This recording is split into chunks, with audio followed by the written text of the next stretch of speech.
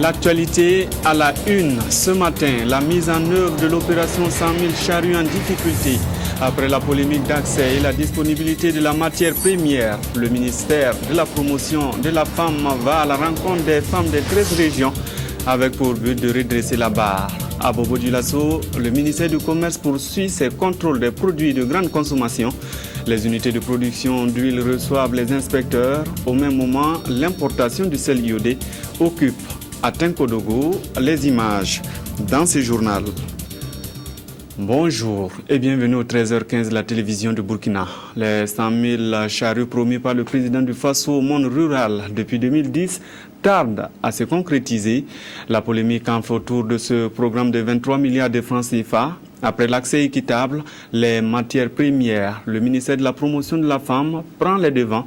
Le département de Nestorine Sangaré sensibilise car 50% des charrues sont promis aux femmes. Ernest Kambiri. Après la polémique née des incompréhensions des acteurs sur le programme 100 000 charrues, place à la sensibilisation et à la formation des bénéficiaires pour un accès plus équitable. Et pour lancer cette série d'informations et de sensibilisation, le ministre de la Promotion de la Femme et du Genre est face aux productrices de la région du Centre. Et voici l'essentiel du message sur la stratégie d'octroi et d'accès des femmes aux charrues. Jusque-là, l'opération mettait l'accent sur des attributions individuelles. Or, on s'est rendu compte que beaucoup de femmes n'ont pas l'argent pour payer la contribution personnelle qui est demandée. Donc, nous avons privilégié l'attribution à des groupements féminins. Comme ça, elles vont pouvoir s'entraider pour travailler sur leur champ personnel très tôt le matin, comme elles ont l'habitude de faire. Quand elles ont la charrue, elles peuvent aller cultiver sur leur champ personnel. Et parfois, certains groupements ont de grandes superficies. Elles peuvent aussi mieux exploiter ces superficies-là et gagner plus de production. Et nous avons également comme nouveauté dans notre proposition de stratégie de mettre l'accent sur le suivi.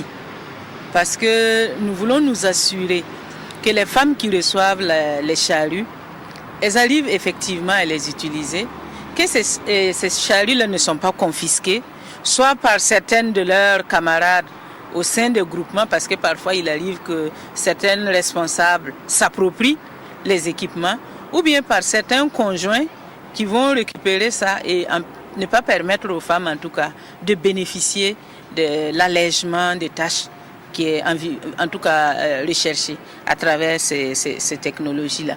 2 ans après le lancement du programme, la règle de 50% de bénéficiaires femmes est aujourd'hui loin d'être atteinte, d'où la nécessité de mener de telles actions pour intéresser les femmes rurales et redresser la barre.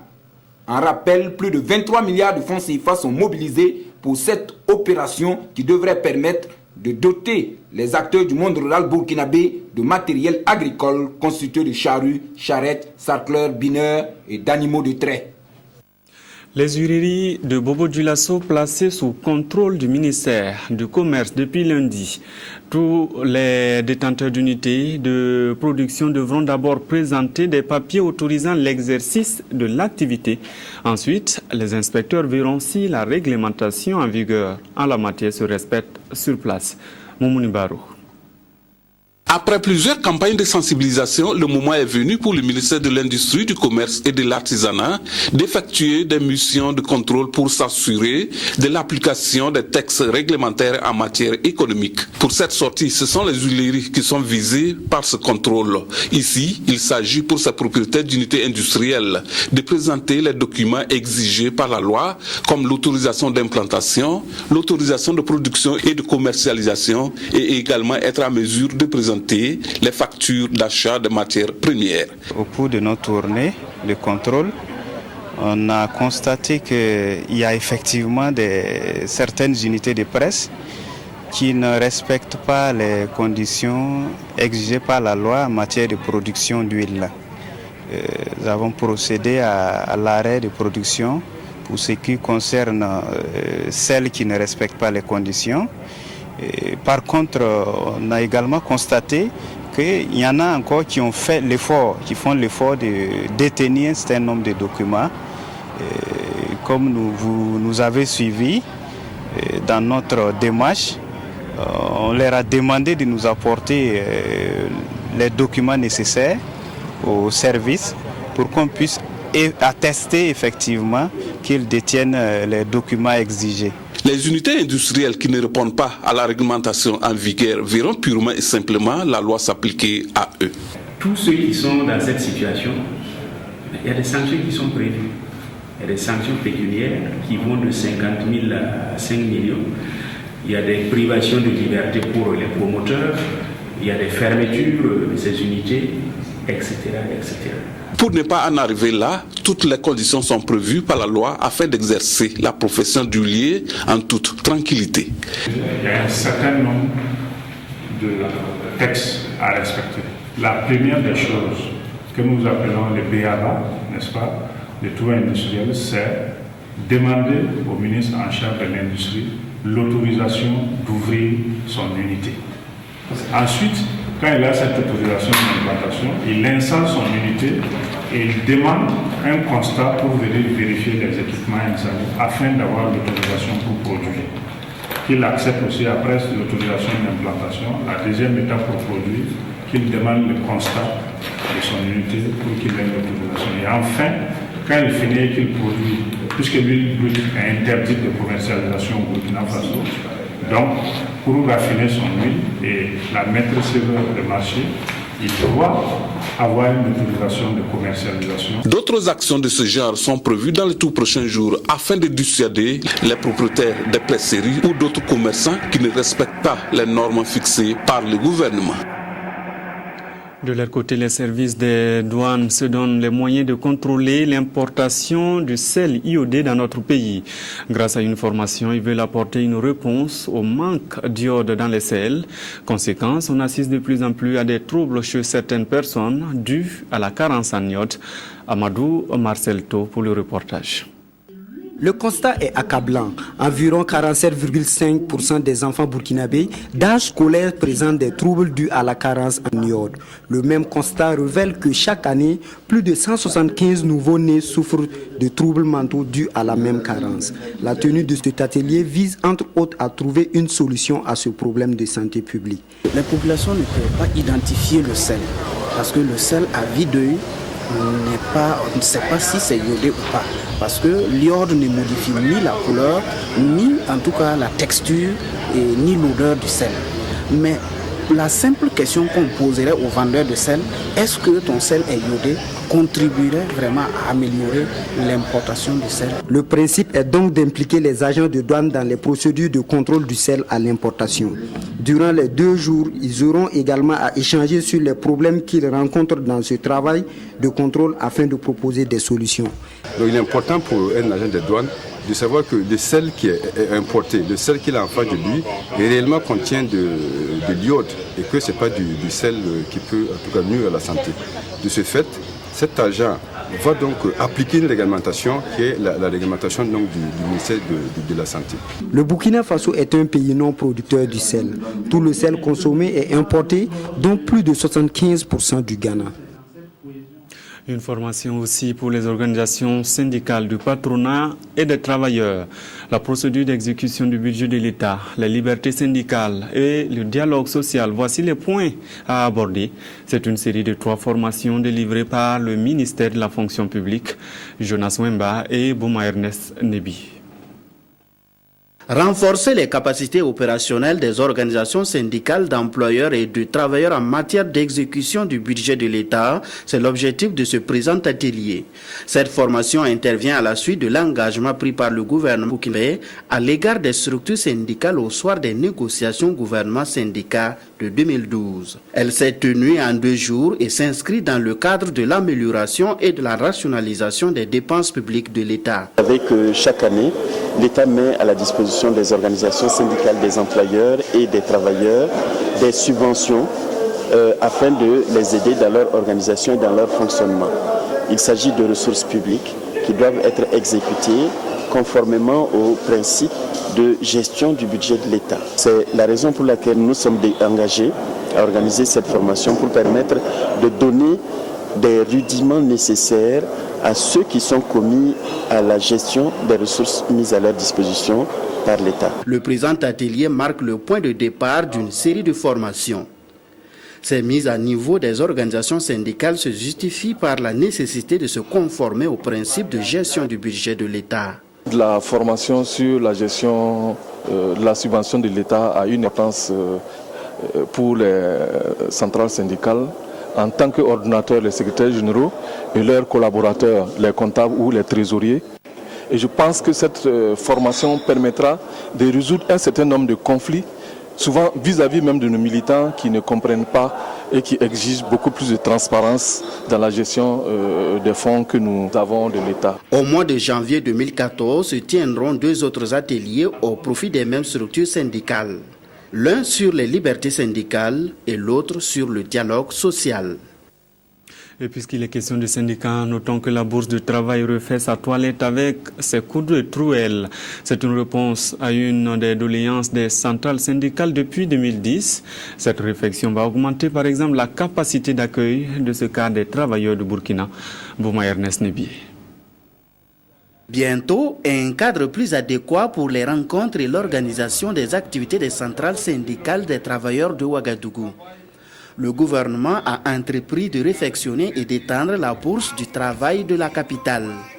Sise en face de la brigade nationale des sapeurs-pompiers dans le 2e arrondissement de la ville de Ouagadougou, ce cadre de rencontre des travailleurs était matérialisé par 2 bâtiments vétustes. Il s'agit d'un engagement que le gouvernement a pris en 2010 à l'issue de la rencontre traditionnelle gouvernement syndical. Et nous nous réjouissons enfin que cet engagement puisse commencer à voir le jour.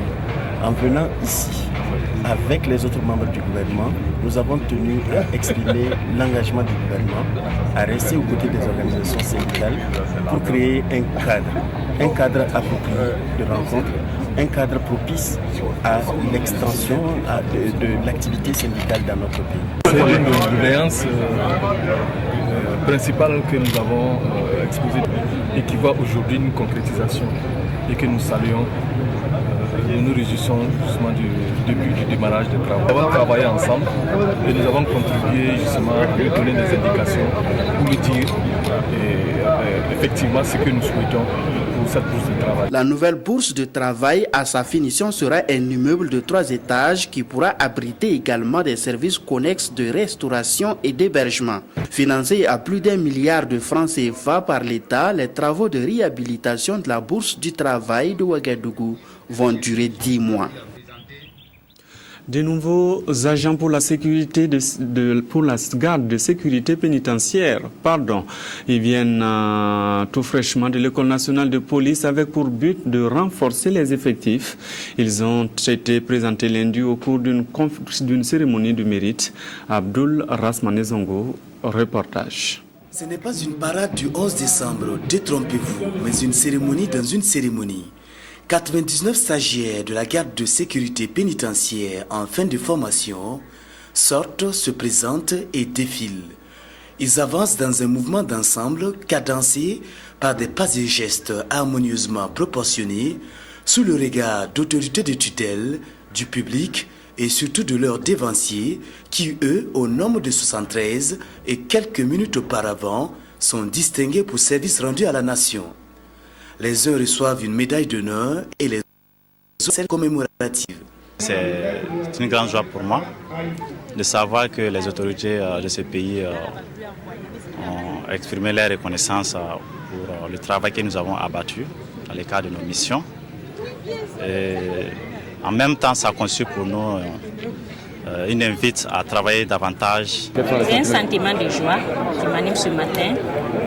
Je profite dire merci à nos autorités qui ont reconnu le mérite. Et ça nous incite à aller de l'avant et à mieux faire. Le premier responsable de la justice apprécie.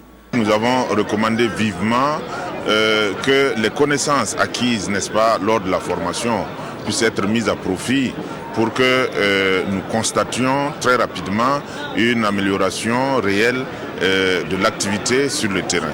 Nous avons également, lors de cette cérémonie, procédé à la décoration d'éléments qui sont méritants, qui ont en réalité servi pour la plupart au niveau des missions onusiennes.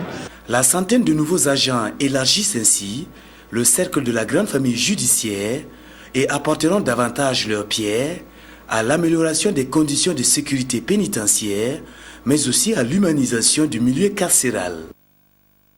Après la drogue, ces dernières années, le promoteur d'Oskimo Tour s'attaque à l'incivisme dans les établissements secondaires. Son domaine de prédilection, il est allé sensibiliser sur le civisme.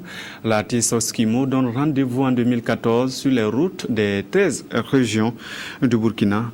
Yolande Lompo, reportage. Civisme, sida, drogue et grossesse non désirée étaient les sujets abordés dans cet établissement situé au secteur 49 de l'arrondissement 11 de la ville de Ouagadougou à l'occasion de cette campagne de sensibilisation sur le civisme. Et tout comme Gabriel Savadgo, nombreux étaient les élèves venus pour se les approprier. À mon avis, je vois que ce genre de sensibilisation, c'est bon pour nous les jeunes. Cela peut nous amener loin, à essayer de sensibiliser aussi nos camarades qui essaient d'adopter les fausses sciences aussi.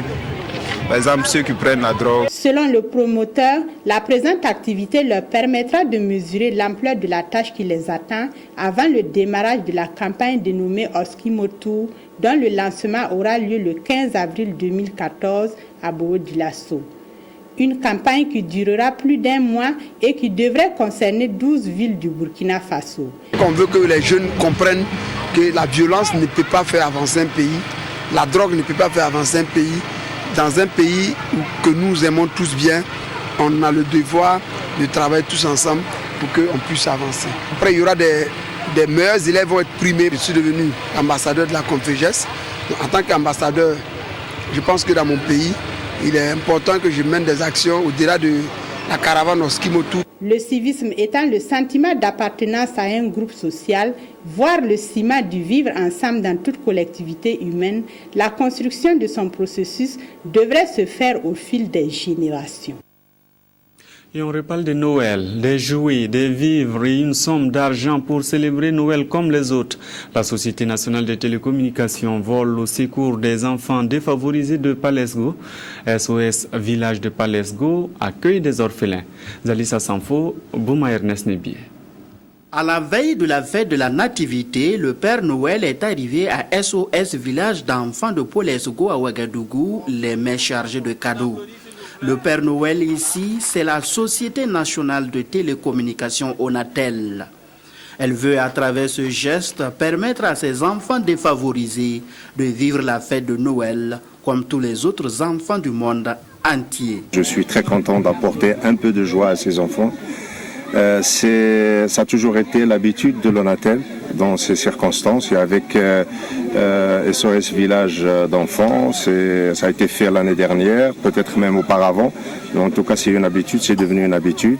Et comme on l'a dit tout à l'heure, nous sommes devenus l'ami de SOS Village d'enfants. Cette action va continuer non seulement avec eux, mais avec d'autres aussi. D'une valeur de 2 millions de francs CFA, ce don est composé de vivres, de jouets et d'un chèque de 500 000 francs CFA. Vous savez bien que la Noël, c'est la fête des enfants. Donc il y aura à manger, il y aura des jouets.